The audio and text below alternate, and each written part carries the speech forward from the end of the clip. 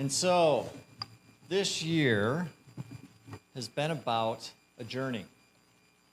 So, for those of you that have been joining us on a regular basis, you will know that this year I put out a challenge. I set out an intention for this year, and it was called, the theme was Going Beyond. And what I meant by that was to have you consider looking where you're at in your own spiritual adventure, your own spiritual journey, and actually going beyond where you are. So in other words, you're standing in the space wherever you are at, and I said, hey, I started nudging you. I started pushing you. And I said, what would it look like for you to actually go beyond where you are now? And again, the idea or thought behind that is that it's different for all of us, right?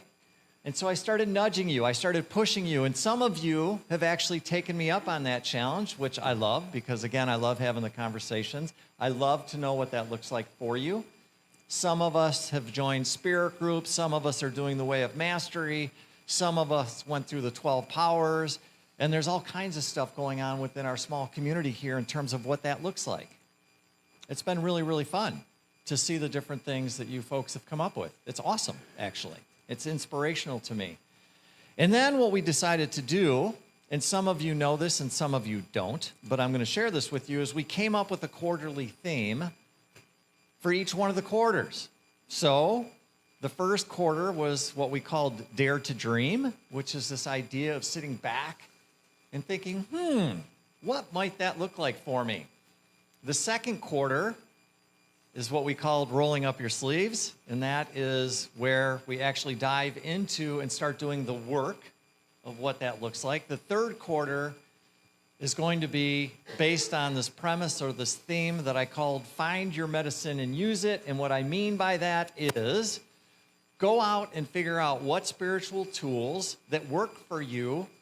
Spoiler alert, not all spiritual tools work for everybody.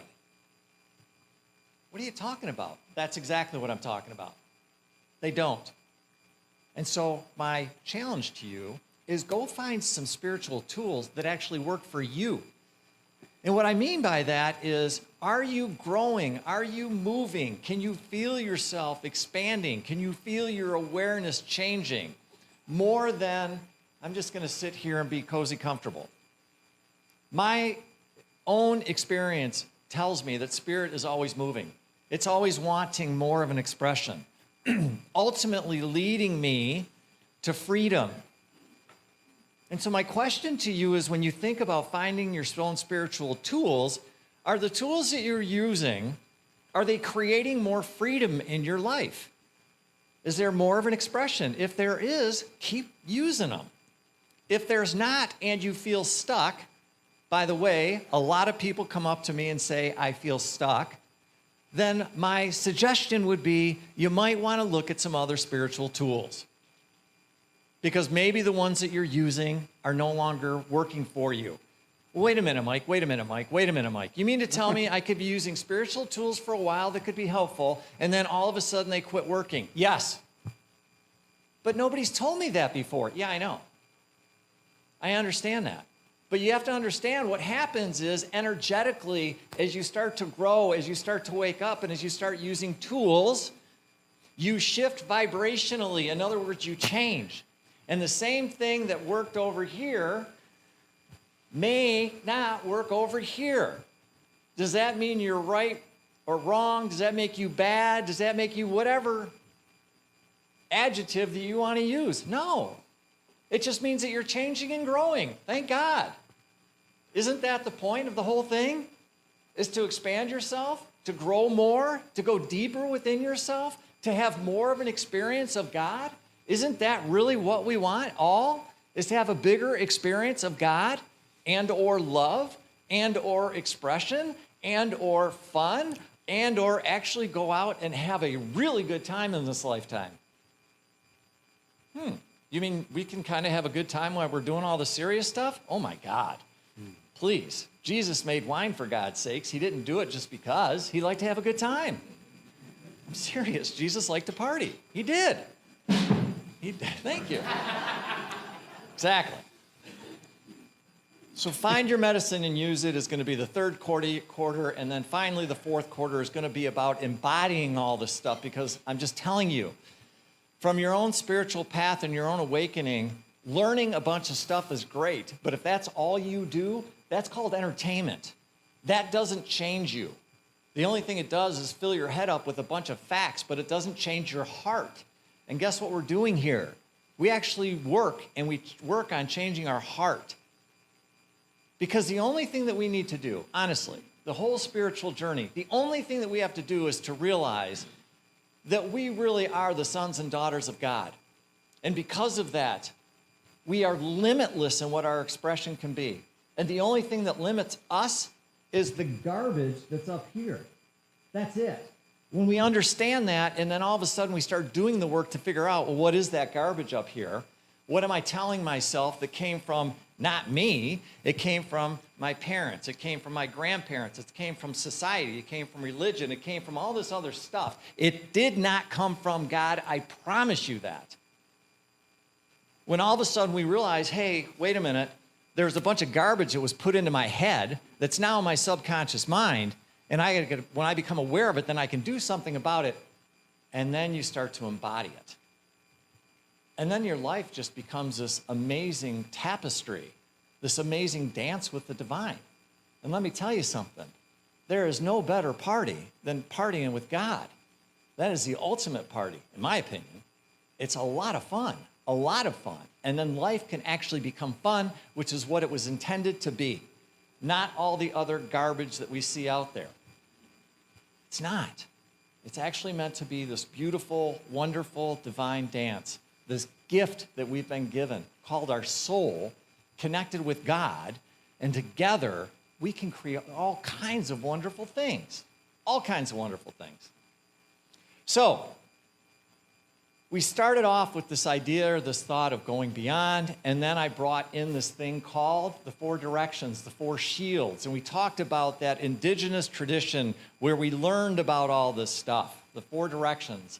And I said I wanted to come back into it because each one of the directions has gifts. And remember, for those of you that weren't here, each one of the directions reflects a season. So we had the spring, we had the summer, we had the fall, we had the winter. We went through all of those. And for those of you that haven't seen it and you're going, wow, I'd like to hear about that, the cool thing is they're all recorded. You can go watch the videos. So they're there. So you can go do this. But the point is, every single one of these things can be overlapped or overlaid on our life so we can see each one of those directions, where each one of those moments in our own spiritual journey, they all have little parts that we can do something with them. And they all have tools that we can use with them. And it's fascinating. It's so much fun. I shared the story of how I went on my own vision quest. That was super powerful for me. It's really been fun because my wife just went on one and she got back yesterday. And to see her coming out of the woods after she's been in the woods for 4 days, no food, no communication, nothing, just herself, her soul, nature, you should have seen her. She was like walking, not even walking on the ground. It was incredibly powerful when we actually use nature as a healing element to heal our hearts and heal our souls. It was powerful. It was amazing to watch her come out. It was so much fun. So we have these tools, and we have these lessons, and we have these different quarters. And I want to go back in, and I want to talk about spring for a minute, even though a lot of you are going, yeah, but Mike, it's almost summer. I know.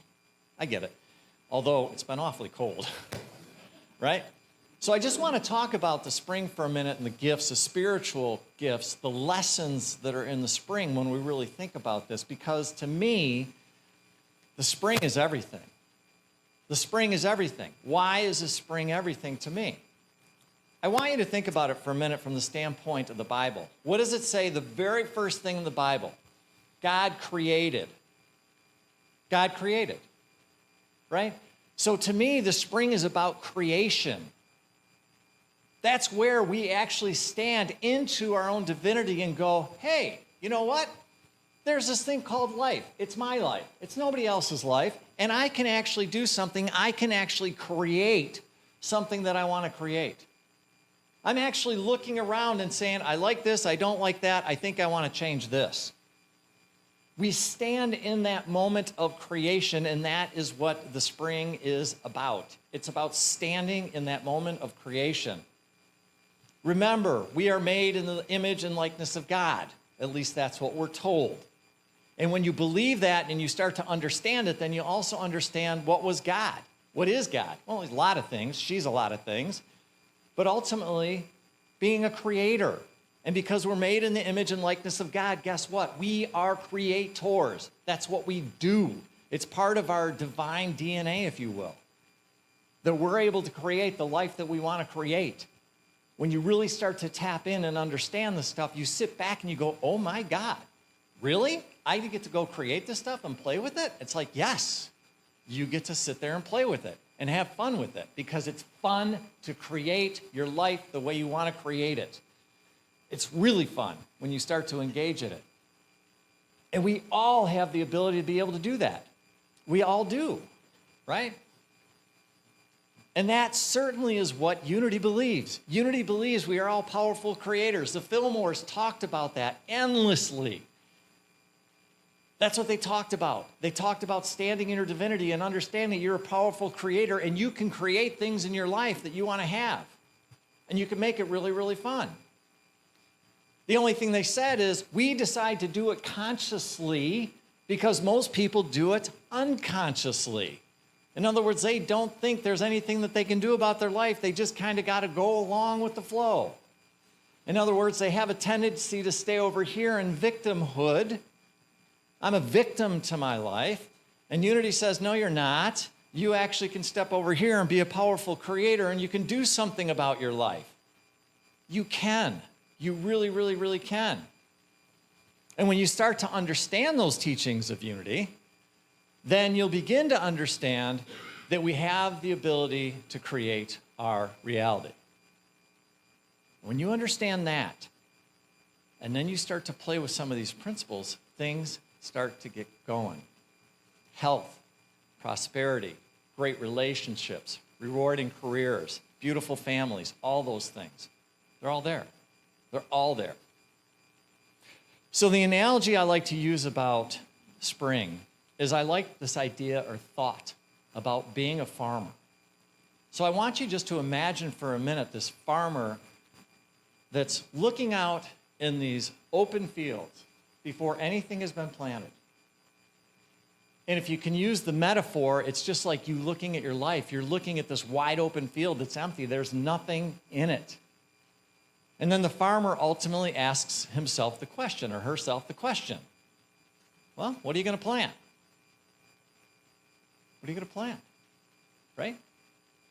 So my question to you is, there's your life, there's your open field. What are you going to plant? Or what are you planting currently? Right? But we stand in this moment, ultimately in the spring, in creation, and we do start off with a clean slate. And we do ask ourselves, well, what is it that we're going to create? And you sit there and say to yourself, what do I want to create? And what I want to share with you, and metaphysically, what Unity believes, is that every single thing that has been created on this planet started right here. Right here. In our minds. That's where it was created. In our minds. Everything that's been created has been created in our minds. So then you start to go, okay, we'll talk about that. And for me personally, I think about, I don't know, standing here, right now. The first thought that came to my mind was like, I've been thinking about doing this for a long time. But it started here. What if was the thought that came to my mind? What if I could really do this? It took a while. I didn't come out of the gate blazing, but it took a minute, right? But it happened. Just like when I got married, just when I started running marathons, go down the list. Just like each and every one of you could do the same thing. More than likely, whatever you're doing now was probably because you made a decision, more than likely, right? And when you think about that, you think, oh, wow, so it all started here. Everything started using something called your imagination. Creation is about imagination. All right, you Unity folks out there. Where have we heard about imagination before? Notice where I'm walking. Pay attention. Pay attention. What? The 12 powers. I'll be darned. This looks like one of the 12 powers that Charles Fillmore talked about was imagination.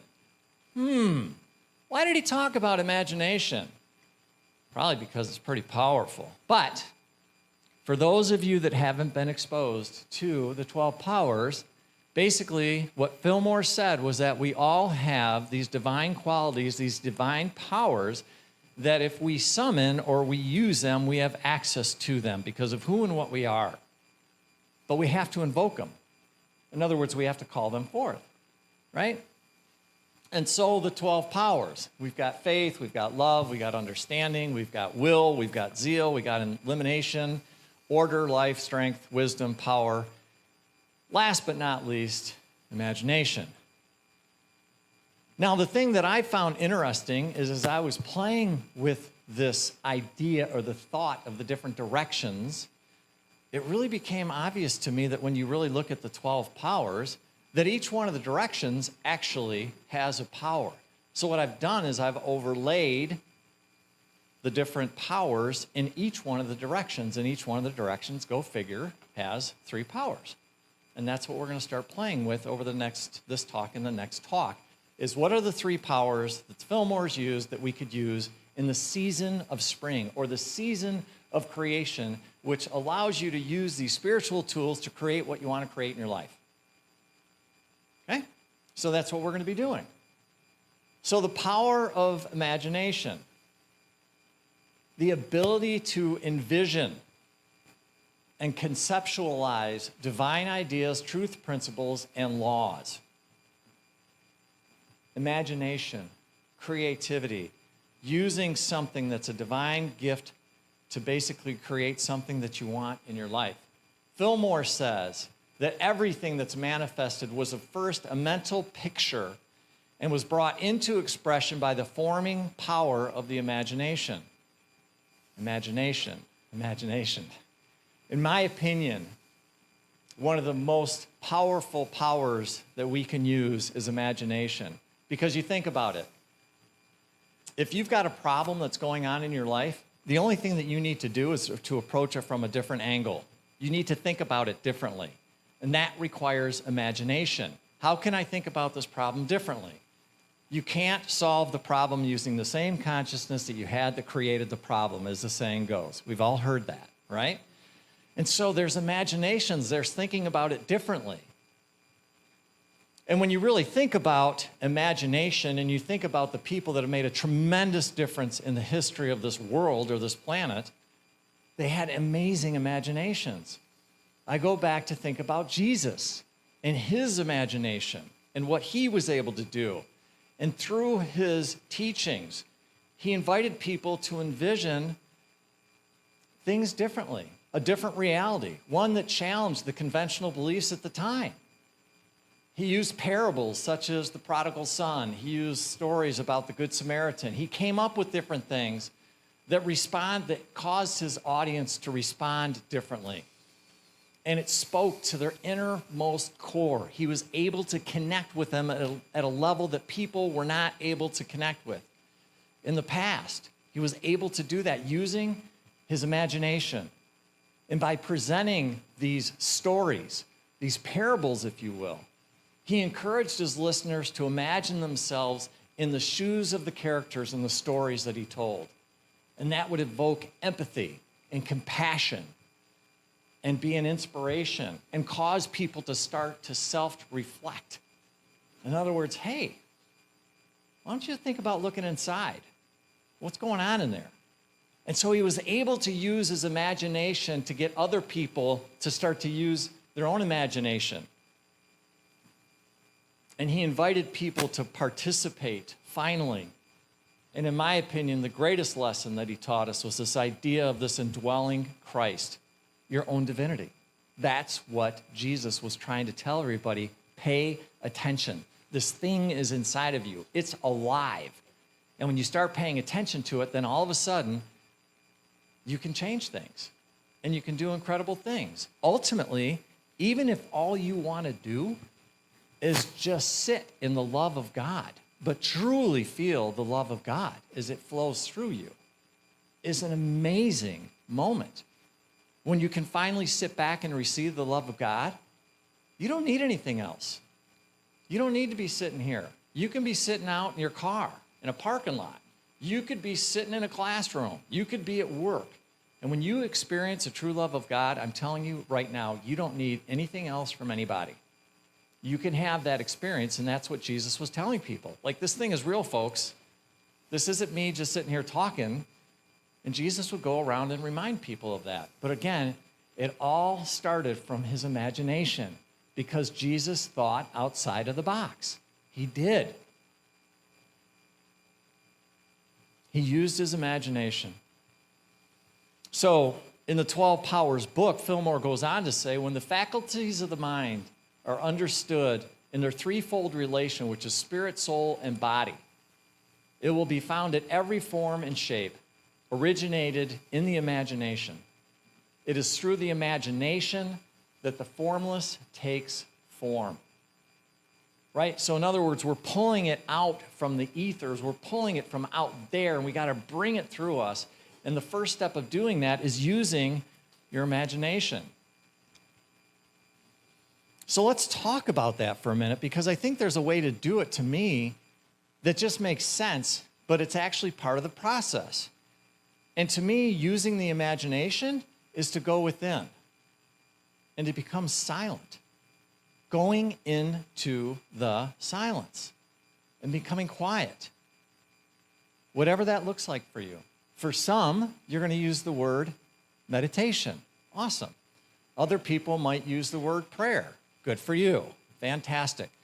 Find whatever it is that works for you, where you can go into the silence and spend a moment and just connect with that thing that's bigger than you, that's bigger than me, that's bigger than us. And yet, that same thing connects all of us together. But it's going into the silence where we're able to connect to infinite intelligence, ideas, and thoughts. That's where we go and we connect. Wayne Dyer once said that everything that's created comes out of silence. Your thoughts emerge from the nothingness of silence. Your words come out of this void. Your very essence emerge from emptiness. All creativity requires some form of stillness. Fillmore says, when we commune with spirit within and ask for new ideas, they are always forthcoming, always forthcoming. And then he goes on to say, let us begin to concentrate on this inner part of self. Let us concentrate on the inner part of self, who produces things, who gets ideas from a new territory, which Fillmore called the land of Canaan. Again, metaphysically, for those of you that do metaphysical interpretation, the land of Canaan is a land where you go get new ideas. And that's what it meant, right? So I want you to imagine for a second that you're sitting down and you go, okay, Mike, I'm with you. I'm willing to use my imagination. I'm willing to tap into that. So you sit down and all of a sudden these ideas start to come and they start to flow, right? Well, then the question is, well, okay, how many ideas? How many? And I will tell you, it's infinite. Infinite ideas. I love a quote by Deepak Chopra who says, in the present moment, we stand in the place of infinite possibilities. Infinite possibilities, right? So again, the first place to start off this process is just taking a moment and standing in the silence and connecting with something that is more than you and allowing this process just to do what it needs to do. But then the question is, okay, great. And then what? And now what do we do?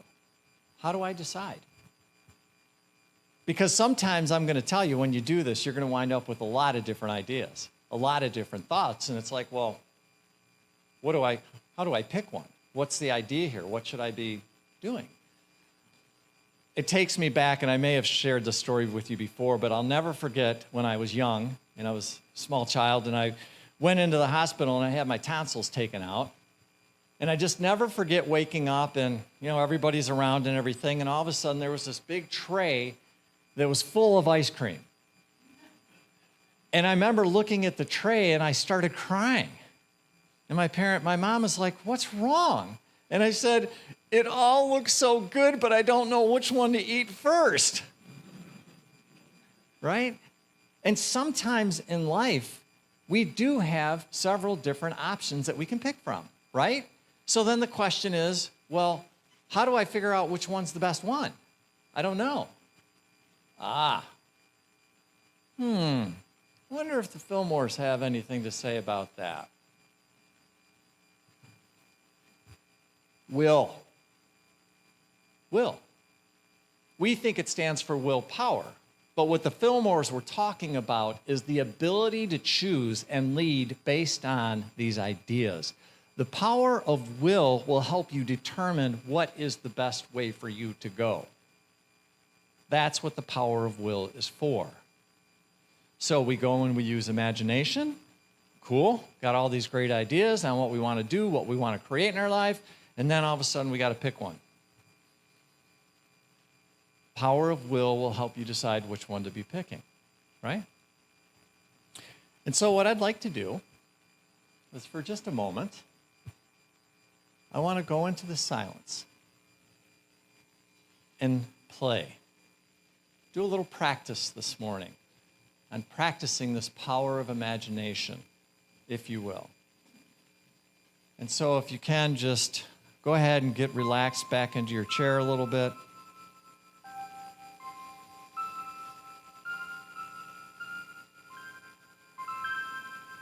Just going back into the silence.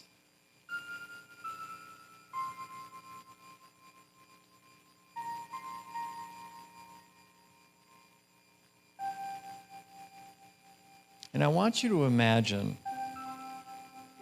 you're standing in front of a field.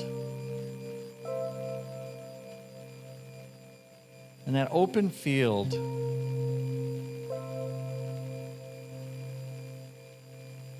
is called your life. Only what I want you to imagine is, for the time being, that field is empty.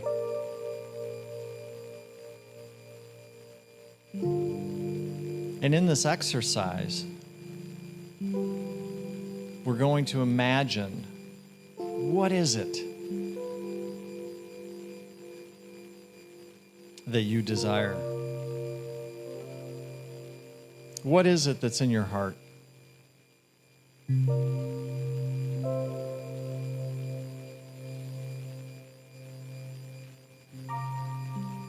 Let your imagination go. Call forth the power of your imagination. Don't limit yourself. Just let your imagination take you wherever your heart wants to take you.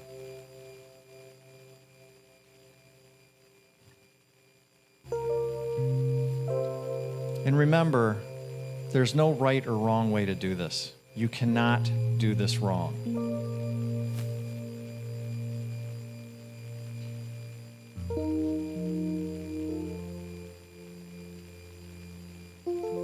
So just imagine. What is it that you're wanting to create? What is it that sounds really, really fun to you? That would bring a big smile to your face?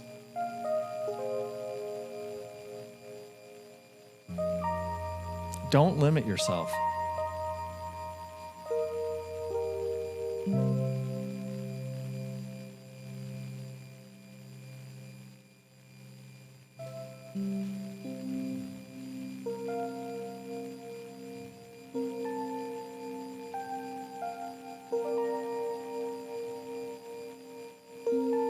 Think about your friends, think about your family, think about your health, think about your finances, think about your career. Where is it? What is it? What would be something that would just bring you a tremendous amount of joy, a tremendous amount of happiness?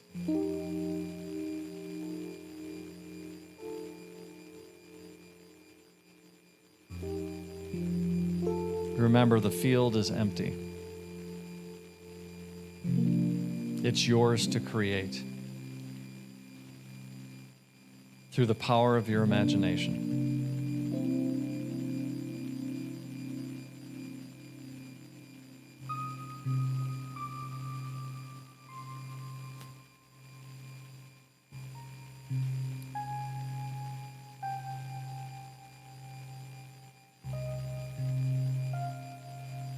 And I just want you to start to bring yourself slowly back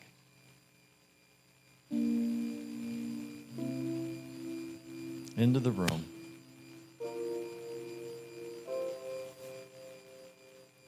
And when you're ready to, you can go ahead and open your eyes. Welcome back.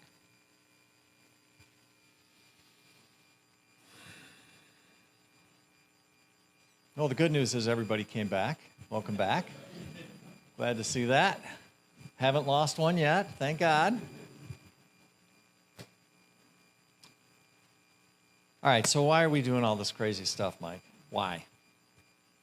Because I believe that we all have the ability to create the life that we want, and I'm not the only one. And I believe that if we come together as a community, we can create the community that we want here. And so it's not just on an individual basis, but it's also on a collective basis that we can do here as well. And I believe, like the Fillmores believe, that we have within us certain powers that we can use to create the life that we want to create. But it is going to take some work, folks. Don't misunderstand me. I didn't say that this wasn't going to take some work. It's going to take some work and some effort. But what I am saying is when all of a sudden you realize what the tools are that you can use, you can start making a difference and creating a pretty amazing life. And then, guess what happens? Then you get to share that. You get to share it here, and then you get to share it out in the community, and then we could even share it on a bigger level if that's what we want to do, right? You're not done with that exercise, by the way.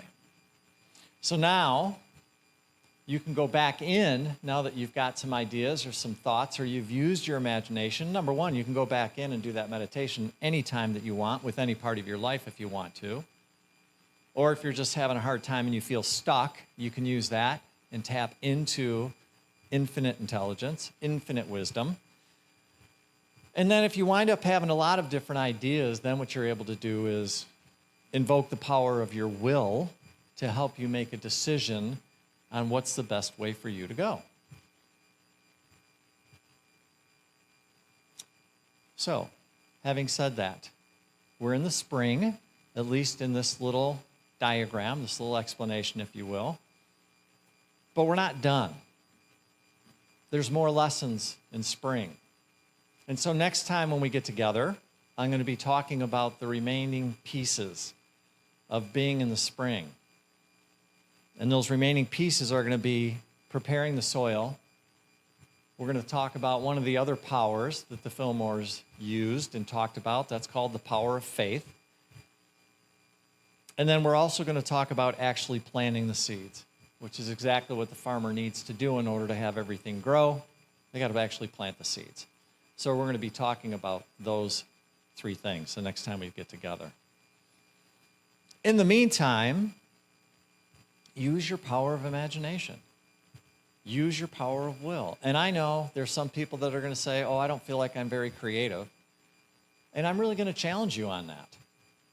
And I'm going to tell you that the more you use your power of imagination, the stronger it will become. It will. I used to think I wasn't very creative all the time. And I just stuck at it. I kept using it, using it, using it, using it. And eventually it'll start to come through. And I would argue, or I would tell you, that a lot of these spiritual tools that we're talking about, even though right at this moment may sound like a foreign language, that as you start to actually apply them in your life, you'll slowly but surely start to notice a difference. And so, my challenge to you, should you choose to accept it, is to start your own dance with your own divinity and find out what that looks like and find out what that feels like. By the way, it should be a lot of fun. There should be a lot of joy. There should be a lot of excitement. And if it's not there for you, maybe we need to sit down and have a talk, which I love to do. Each and every one of you is doing an amazing job. Each and every one of you is a brilliant light of the divine that I am honored to be in your presence because of who and what you are. For those of you that don't think it, you are doing a good job. I always say this, it's not always easy being down here. I get it. We all have our struggles at times. I get it. You're doing an amazing job just because of who and what you are. You are a brilliant light of the divine. All of you reflect this essence by just being who you are. Remember, you don't have to earn your divinity. That is your gift. That is because of who and what you are. And the more we can step into that, the more we can accept that, the more that we understand that we don't have to do anything to earn the love of God, that it's always there no matter what. And when you can finally say to yourself, I'm not this, that, or the other thing, all I am is a beautiful reflection of the divine, and you can accept that fully, it's an amazing dance, folks. I'm so honored. I'm so humbled. I'm so grateful to be with you this morning. Thank you for everything that you are.